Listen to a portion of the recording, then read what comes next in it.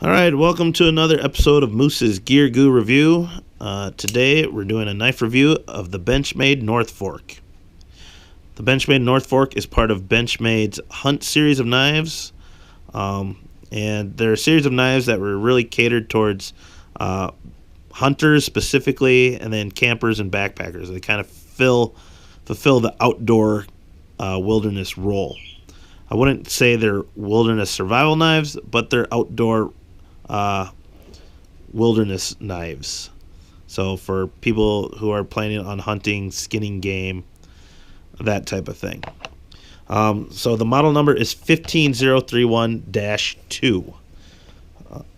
I'll give you some specs, and then I'll talk a little bit about the other model and my thoughts on the design. So the total length is 6.87 inches. The blade length is 2.97 inches, so it's underneath 3 inches. For anyone who's in those more conservative knife carry locations, it's under 3 inches, so that should comply with that. The blade thickness is 0.11 inches. It's a drop point design, flat ground, satin finish, plain edge. The handle thickness is 0.53 inches, so it's just over half an inch thick. And the weight, specifically for this model, is 3.16 ounces. Now I say that because the other model is 15031-1. And the big difference between the two is that the -1 has gray and black G10 handle scales. And texture-wise, the G10 provides a little bit more grip. It's still smooth, but there are some raised bumps across the scale, and it gives it a little bit more traction. Plus, the look is different. It's like a two-tone handle. But now, depending on the handle material, the G10 handle version actually weighs a little bit more. So the weight of the G10 version is 3.41 ounces, and the weight of the diamond wood version is 3.16 ounces. So if you're ounce counting, you're ultralight backpacker or hunter,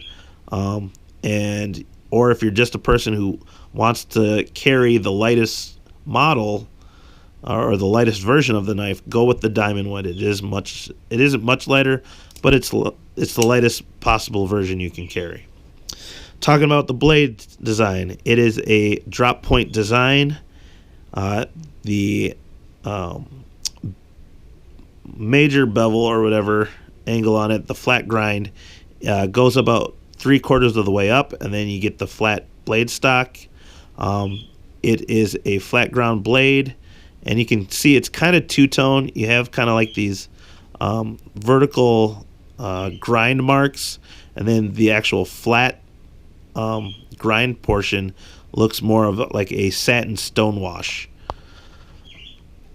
As you can see, there is a recurve into it, and I think they designed that to add a little bit more belly to the blade, as well as just it's very nice looking.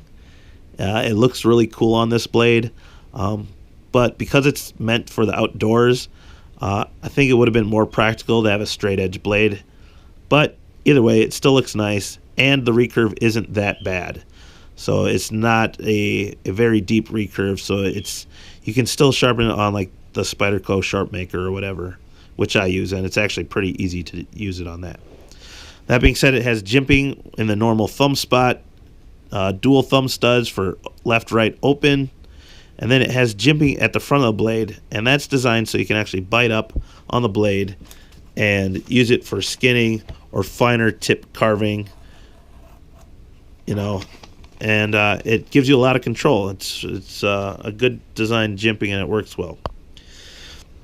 When you look at the handle then, the overall profile of the handle is similar, and size is similar to a mini Griptilian, but they have this kind of finger guard here, and it has these recesses so that you can actually get to the thumb studs and open it on both sides.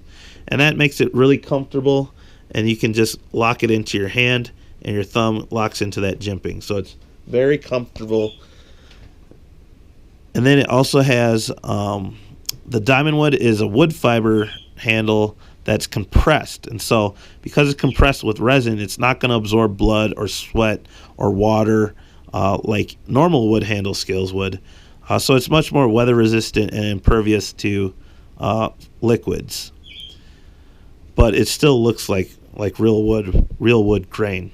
So it's pretty nice. You have black hardware or darkened hardware. You have the black kind of anodized or parkerized pocket clip, and it's reversible left side, right side, tip up, carry only. You have the Axis lock mechanism, which works excellent on this. As you can see, it's a flow-through construction.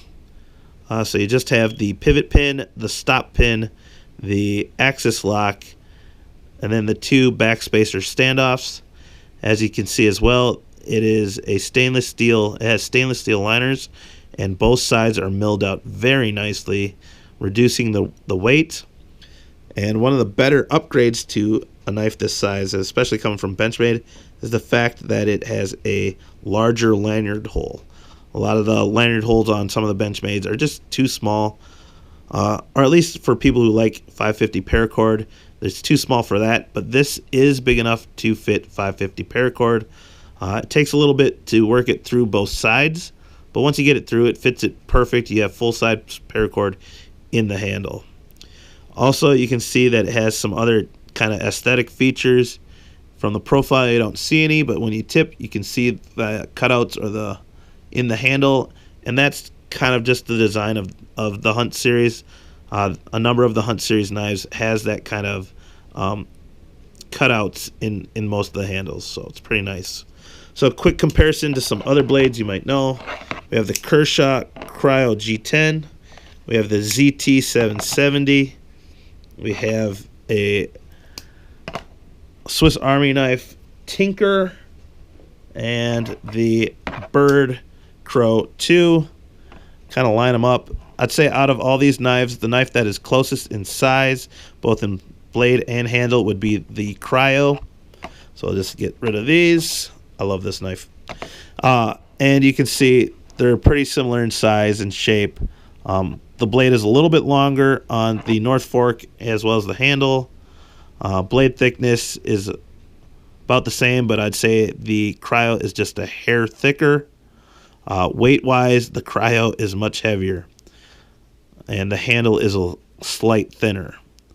But either way, this is a good knife. Price-wise, it's a little bit more than I normally pay for a knife, especially a knife this size, but you do get CPM S30V steel. It's a much more rugged feeling knife compared to some of the other Benchmades. I've gone to the knife shop and seen some of them. Some of them have a fair amount of side to side, and that's just part of the locking mechanism. But this one is up, down, side to side, pretty much rock solid. So I was really impressed with it. Plus the steel liners just make it that much more durable, and the wood is pretty nice. So overall, I really like this knife. I only have one test left, and that is the ugly brown glove test.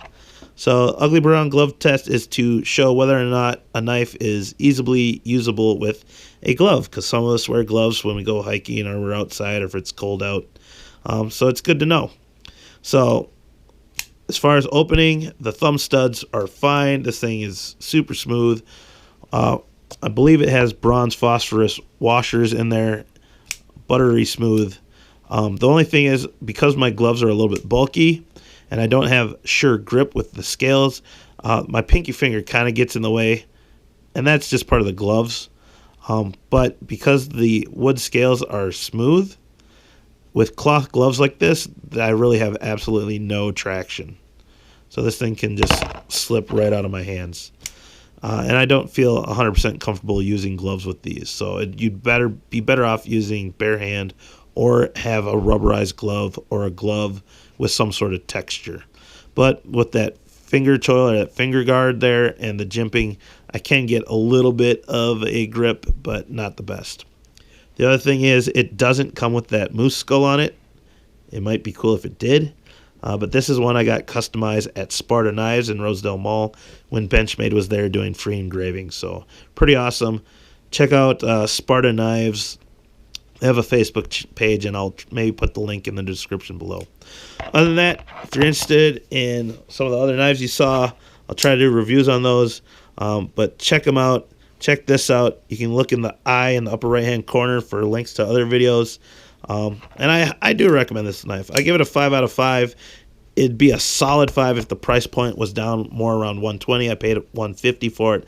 But either way, the quality's there, the warranty's there, and it's awesome knife. So thank you. Check out my other videos. Like, subscribe, comment, and be sure to stay tuned for another video.